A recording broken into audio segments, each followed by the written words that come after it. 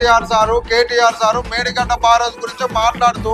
కాంగ్రెస్ ప్రభుత్వానికి చేత కాకపోతే చెప్పుండ్రి ప్రజలకు నీళ్లు మేమిస్తాం కదా ఎట్లా అనేది మేము చేసి చూపిస్తామని కేటీఆర్ సారు కేసీఆర్ సారు ఇప్పుడున్న కాంగ్రెస్ ప్రభుత్వానికి బాగా గట్టిగానే వార్నింగ్ ఇచ్చిన ఇక చూడాలి మరి కాంగ్రెస్ ప్రభుత్వం ఈ వార్నింగ్ ఏ విధంగా తీసుకొని రైతులకు నీళ్లు వదులుతుందా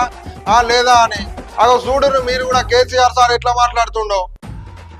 ఈ దద్దనలకు చేత కాకపోతే 50,000 మంది రైతులు నెంబడేసుకుని వీళ్ళని పండబెట్టి తొక్కుకుంటూ పోయి మేడిగడ్డ అక్కడ కుర్చేసుకొని కూర్చొని నేను నింపుతా మళ్ళీ ఇవన్నీ రంది పడకుండా అని చెప్పిన నేను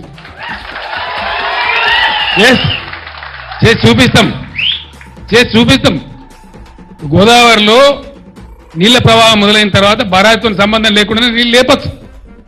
మళ్ళా మిడ్ మానేరు కలకల్లాడుతుంది లోయర్ మానేరు కలకల్లాడుతుంది తక్కువ పడితే ఎస్ఆర్ఎస్పీకి ఇయ్యచ్చు ఎత్తాల నీళ్ళు ఇప్పుడు ఈ ప్రభుత్వం ఇది దీని పేరు చెప్పి